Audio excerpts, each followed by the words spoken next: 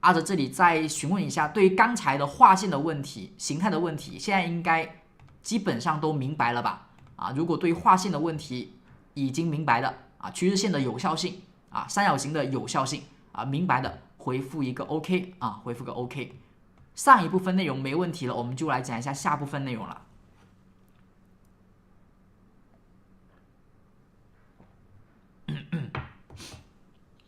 下一部分内容呢是阿哲呢就比较喜欢的讲 K 线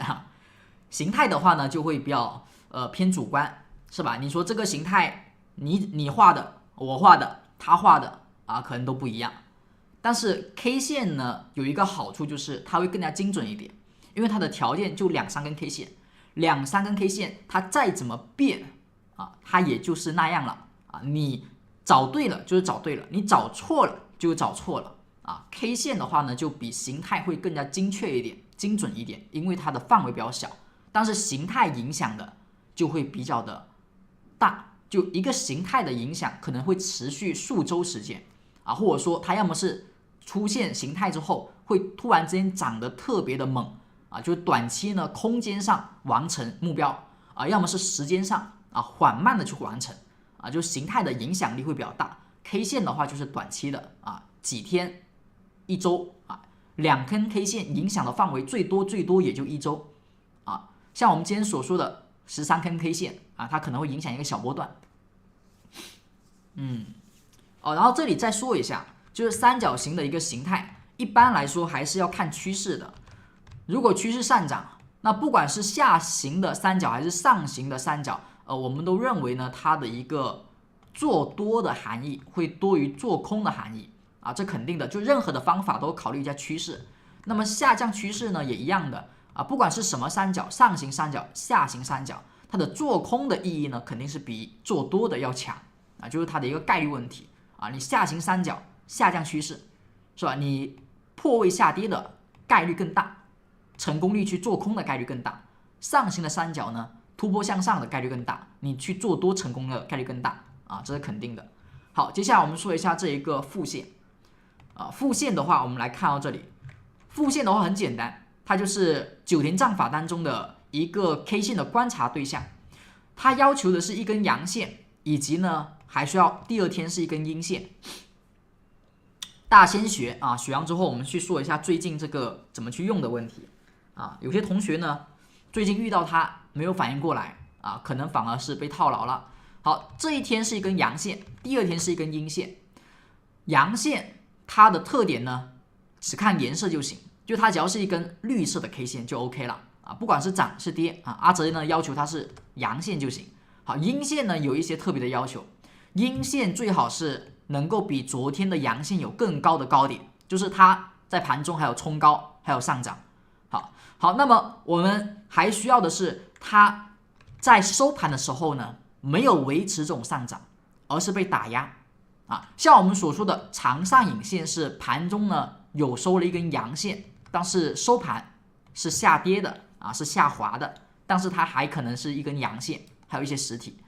但是像这个复线呢它就更加强势一点，空方更加强势，股价盘中有冲高或当天开盘就高开，但最后收盘呢它的实体是直接把昨天的阳线的一半的实体都吃掉了这种叫做复线是一个相对宽松的复线。如果你要更严格一点，更加明确的下跌信号，那么就是股价的复线把昨天的阳线全吃掉了，最低价也吃掉了它的实体收盘价把昨天最低价都吃掉了。好，这种是最为强势的看空的一种意愿所以呢它表示的是买气的弱势，覆盖的越多买气越弱覆盖的越少买气被影响的一个情况就越少，空方的攻击就越弱覆盖的越多则买气越弱，空方力度越强。我们来看看比如说用纳斯达克指数，阿哲呢现在把这个复线写出来，看一下今年的这一个复线。好，我们刚刚说复线是不是你要在上涨时特别的注意，股价上涨这一天它是一个非常严格非常杀伤力很强的复线因为左侧是上涨，而右侧呢它是一根盘中有高点，而后收盘比昨天阳线的最低价都低啊，它直接覆盖完全，这是一个最强势的空方最强，多方最弱的表现，是一种反转的现象。好，股价是不是见到了一个高点？好，包括这里也是啊，创了新高，但是收盘却跌破了阳线最低啊，最为强势的副线。包括这里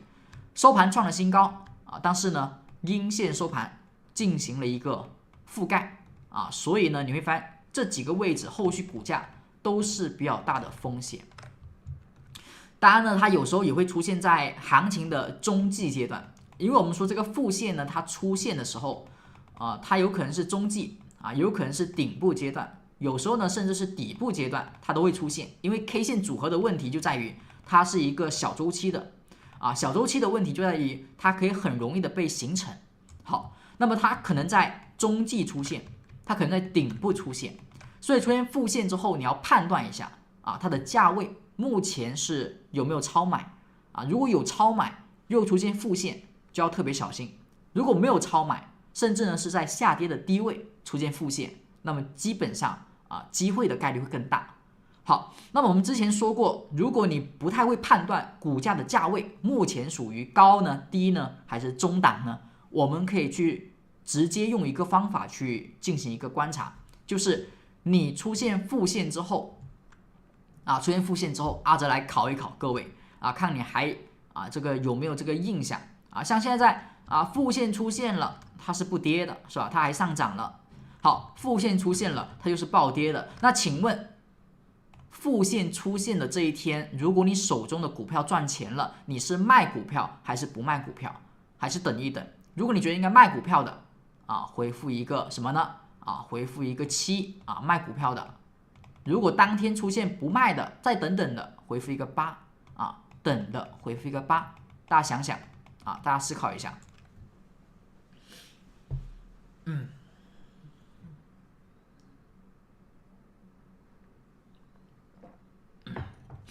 对于副线的学习，副线的观察，那么有同学呢在关注之后会发现，有时候副线是低点，有时候副线是高点，所以呢他会为了保全自己能够更多的收益，就是我赚钱能够赚得更多，所以出现副线之后呢，我不去离场，我不去卖出所以呢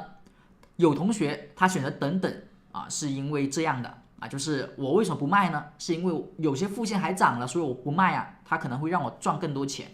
好，那么如果你有这种想法，那么就要小心一点。就是阿哲的建议是，除非你真的能够判断目前的行情还没走完副线是一个低点当然了，这个判断很困难也准确度也不高。好，那如果你是一个小白，你不是一个特别厉害的高手，那么碰到这种副线，阿哲比较建议的是你直接获利了结只是可能如果你比较激进，你执行力很强，你可以全部卖掉短线的话全部卖掉。好，那如果你说我不是，我只是怕后面会下跌，好，你可以卖一半或者说把短线呢卖个1/3，至少你要减仓，你不能够完全不动阿哲的建议是水平你比较高的，你可以不管阿哲讲什么。如果你水平还一般的小白的比较普通的，好，遇到副线之后，你尽可能的不要去猜后面还能不能涨，这里会不会是高点，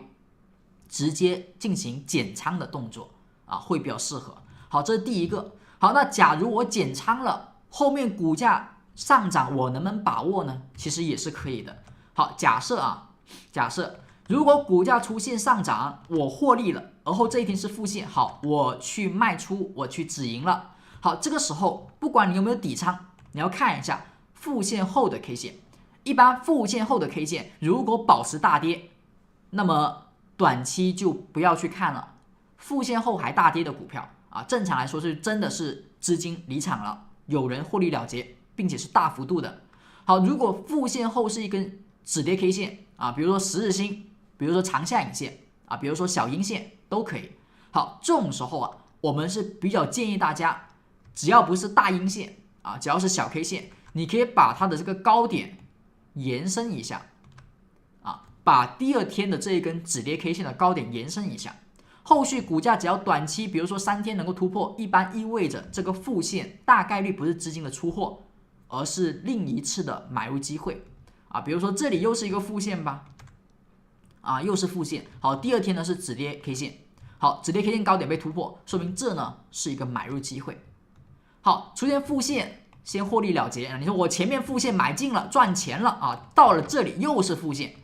那么就把你赚的钱呢了结掉。好，了结之后看第二天，哎，有止跌 K 线还不错，那么把它的高点沿线，请问这一天有机会吗？这个负线之后止跌是止跌了，但它只是反弹，所以股价这里呢就是一个风险了。那么我们就知道要小心风险啊，包括这里出现了负线，股价后面是继续大跌的，10日新也没突破，所以不去看。好，因为前面股价连续性的下跌啊，到了这个地方又是一个负线，好，负线第二天又是一根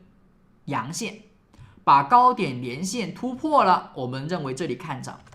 好，高位出现负线，负线后第二天 K 线有突破吗？没突破，所以前面的利润这一天卖掉是没有问题的。后面突破了，你再买回来；后面突破了，你再加仓，没有问题啊。如果你发现没突破还往下落，那么就要把之前你说我没有卖掉的，尽可能去卖掉了。好，负线出现，第二天突破，股价依旧上涨，是吧？负线出现，第二天大跌啊，大跌 K 线的话就比较危险，但是呢，你把高点延伸也行，因为大跌之后，如果真的是物极必反，是吧？直接超跌反弹也不是不可能啊。我们看到这一天物极必反，是不是出现了大跌后3天直接大阳线加速啊？这是不是另外的一个机会？好，那么我们了解之后，你就要明白了，一旦出现负线，那就要小心。而后负线后的第二天呢，有机会产生再次的买入信号。那么明白这一点之后，有些同学最近的一些操作，我们来看一些股票比如说这个，好，这一只看到这里，请问目前你看到这一只股票是 Coin， 它图表当中你所看到的有几次的负线啊？考一个简单的问题，有出现了几次的负线啊？有些同学说阿哲，我的手中股票赚钱了，我不知道怎么卖出。之前呢有同学说这个出现了负线没卖，被套住了阿哲呢就比较难为情了。这个之前好像说过，这个负线出现，你应该执行的是了结的手段，而不是等待。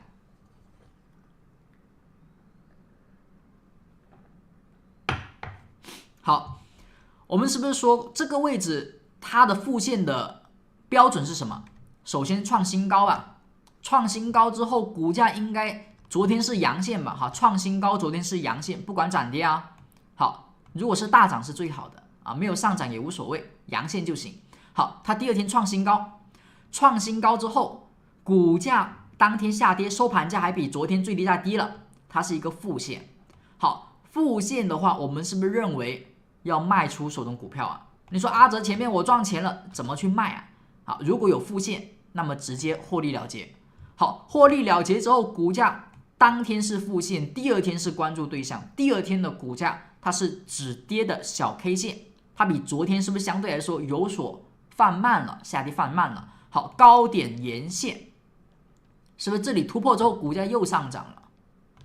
好，那么高点沿线之后，这一天又出现什么回复2的同学是没有问题的这个高点比昨天高点高了，收盘是不是比昨天的阴线阳线的一半都低了？所以它是一个负线。好，那股价这一天是不是你说我这里上涨到这里，我是不是也应该获利了结了？好，是不是这一天大跌？好，负线后大跌不太好，但是大跌之后有止跌 K 线了，而且这个大跌呢没跌破前面的这个负线的关键 K 线的高点也是一个上涨后的回踩有可能是一个回踩。好，所以目前你说阿哲我想要再去买进，但是我不知道后面是反弹还是反转你就可以把这一个负线的高点画线。当负线的高点画线之后呢，我们认为这股价的上涨，如果这里是一个回踩后的上涨其实这个位置比较激进的是一个买点，因为它回踩了前面的支撑而后呢是低开高走阳线，但是比较激进，只能博弈反弹，只能小仓位。好，那如果股价后面反弹，它就不应该去突破这个负线后的这根阴线的高点。那如果它去突破了，那说明呢，我们认为 Coin 还能够继续上涨。这个地方这个地方阳线一半是实体啊，是实体啊。负线的话看的是实体，大家注意了，负线看的是实体啊，这里没有画影线的，看的是一个实体。负线的标准是实体覆盖一半就行，但如果你说要比较严格的，就是它的收盘价把昨天的最低都吃掉啊，那是一个最严格的啊。好，这是负线。我们再看一下这个其他的，阿德记得还有其他的啊，像这一个是吧 ，MARA 啊也是，是不是一根上涨，连续的上涨之后一根上涨，而后这个高点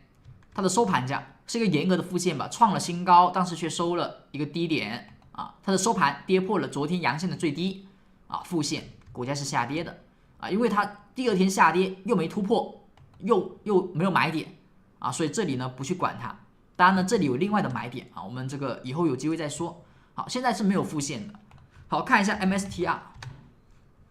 好，看到这里。好 ，MSTR 的话呢，它也是2次的负线，比如说这里是不是高点创了新高，它的收盘价啊没有跌破最低，但是它覆盖了一半啊，所以它是一个普通的负线。负线第二天呢没有继续大跌，而是一根小 K 线。那么这一天的 K 线的高点做连长，如果是反弹，这里不应该突破；如果不是反弹，它就是一个继续的上涨。前面的负线不会影响它的下跌，股价是不是继续看涨啊？而后走出3天的影线变长后，见到高点，又是一个负线啊，又是一个高点创了新高的，有盘中大幅高开的，但是收盘呢？收盘跌破了昨天阳线的最低价，所以这是负线。好，负线出现之后有止跌阳线啊，是的，负线它一定是有新高的啊，盘中有一个再次诱多的动作啊，给多头呢再次买进的动作啊，而后呢盘后却是下跌的啊，就是收盘却是下跌的。好，那请问 MSTR 目前它的机会在哪里？能够看到它的机会吗？能够看到的回复个 yes 啊，你说还是看不到的啊，前面一个大阴线好吓人啊啊，看不到的回复 no。可以的回复 yes 啊，不可以回复 no。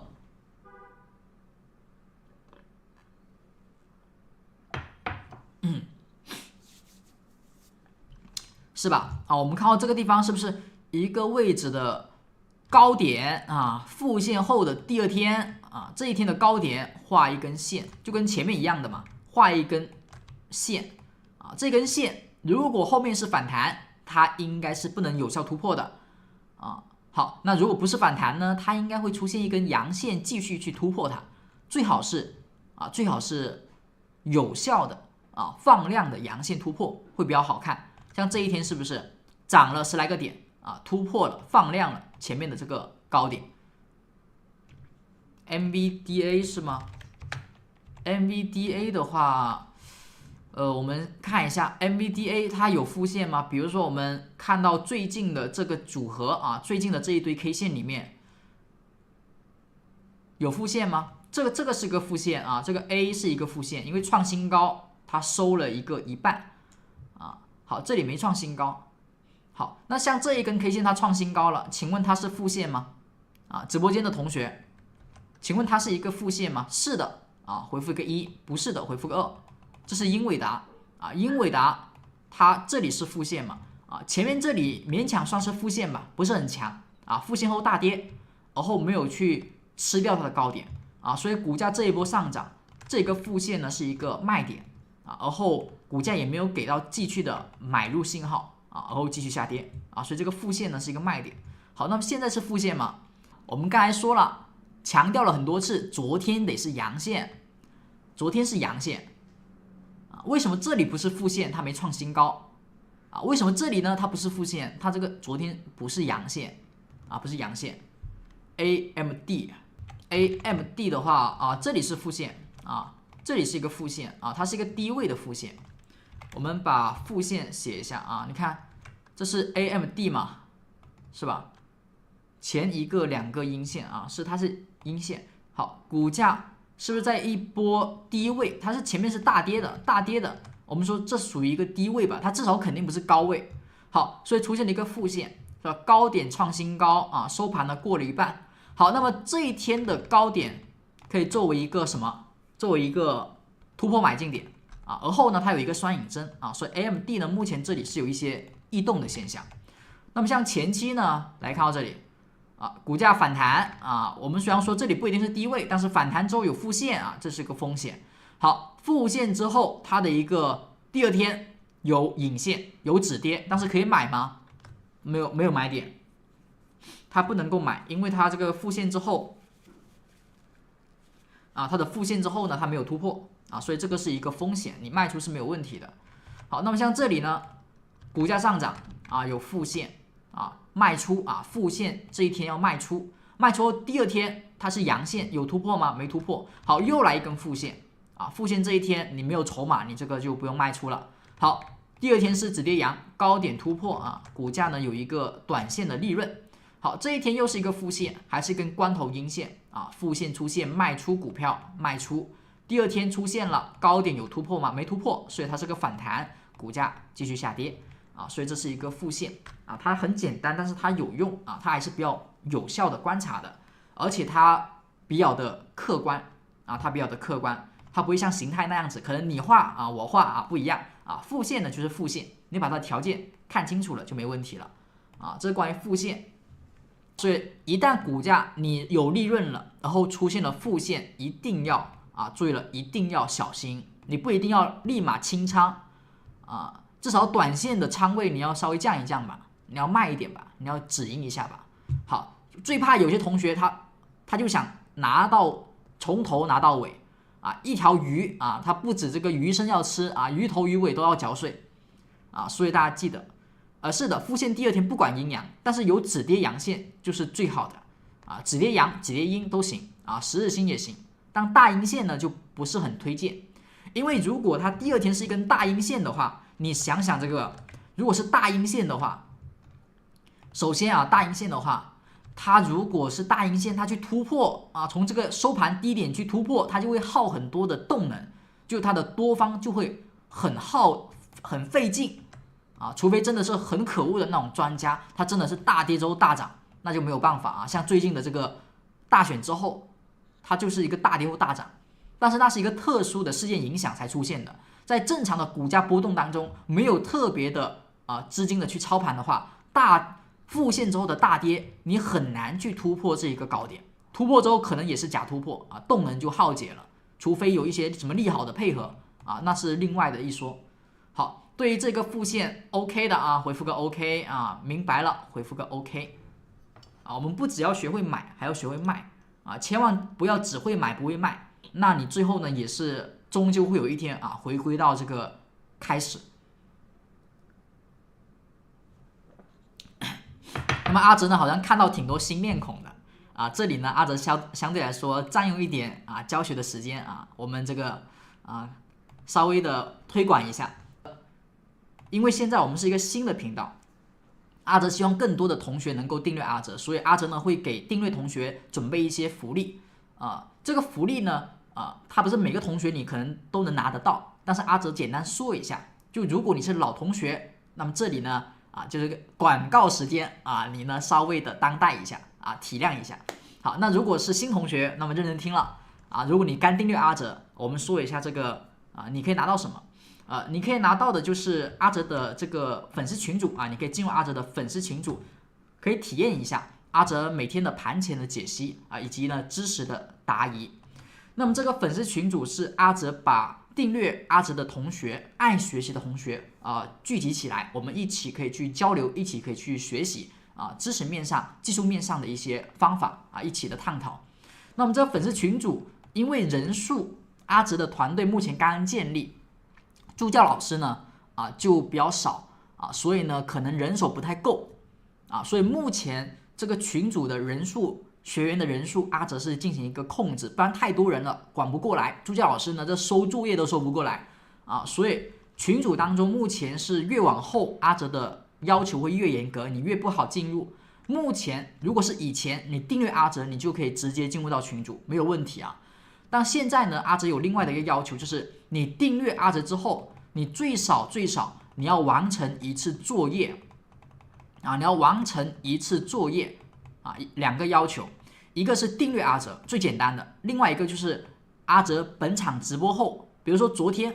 你订阅阿哲了，然后你也做了作业了好，你可以跟助教老师申请进入到粉丝群组。好，如果你今天刚订阅的，好，你可以今天听完课做一下阿哲等一下的作业，是吧？每节课都会有作业，做完之后，阿哲知道你学习是 OK 的，没有问题，你不是来凑数的啊，你不是呢一个对于股票行业很随意的啊，那你是有机会能成功的。好，那么这种人，这种同学啊，阿哲很欢迎你加入到粉丝群组当中啊，所以有这2个条件，你可以进入到阿哲的粉丝群组。那粉丝群组内呢，基本上啊就是有盘前的解析和点位的预测啊，这是一个盘前的文字图文的解析。另外的就是知识啊，有内部的直播啊，内部的直播。像今天我们的一个课程就叫做缺口的密码，多空的反转交易，这是本周的一个课表。每周呢会有专题课啊，有5节课，5天时间。第1节呢是公开课，后面的4节课都是内部课，只有在粉丝群组才能够听得到。大家可以看一下这一个评论区啊，评论区的话呢有一个链接，这个链接呢是我们的助教老师的一个联系方式啊。如果你是想要交作业的，以及想要听后续的内部课的，都可以找到助教老师啊。看一下大家的问题啊，这个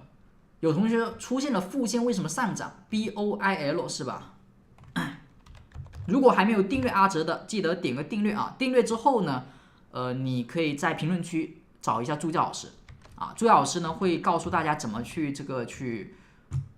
去收听课程和加入粉丝群组。等一下啊，这个同学说的是 BOIL， 天然气指数做多是吧？2倍做多是吗？啊，好，看一下。最近它的负线呢是这里有一次啊，这里呢有一次。我们说低位的负线呢，它的风险性不是说特别大啊，所以低位的负线第2天直接反包。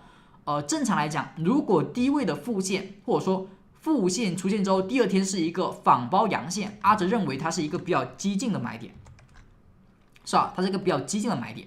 好，那你会发现，其实一般等突破买可能会更好一点。那突破没突破，再次负线啊，这一天突破了。然后跌破了，那么就是一个防守，就是你要去止损啊！大家注意了，我们的交易肯定是有止损的啊，止损呢是交易的一部分。如果你发现负线突破之后你买了，但是第2天又跌下来了，或者说后续又跌下来了，那么肯定是要小心风险的。好，那么这里是负线，那么第2天又是上涨的，那么你可以把它高点继续连线啊。这一天突破是失败的，好，现在呢突破是不是加速了一下，又回来了一下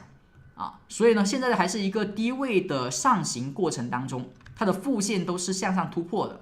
如果股价有一个多头走弱的情况，那么它的负线出现之后，应该大部分是不能够去突破的，是吧？它的多头如果真的走弱了，负线应该不能去突破。而如果你发现负线出现之后，它每一次都能够向上突破，它虽然说可能突破失败啊，有可能突破回踩。但是只要是一个负线出现之后，它能够去突破，就说明多头还不是真的那么弱。所以你会发现这个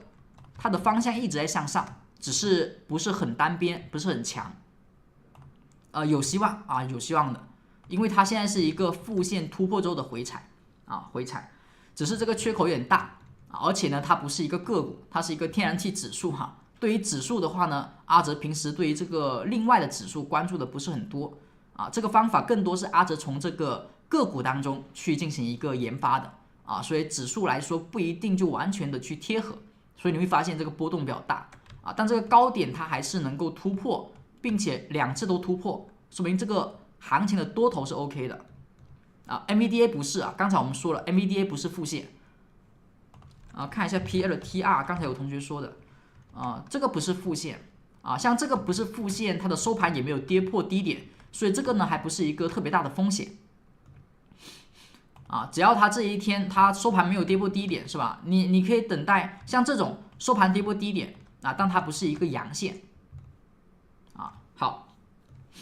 差不多啊，我们等一下要讲一下下一个问题了啊，我们要讲一下下一部分内容。负线呢就先到此结束啊，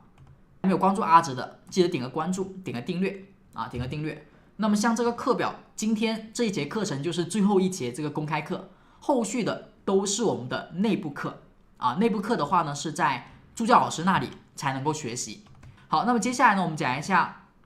第二部分，也是今天的主要的内容，我们的主题内容就是缺口的回补和交易。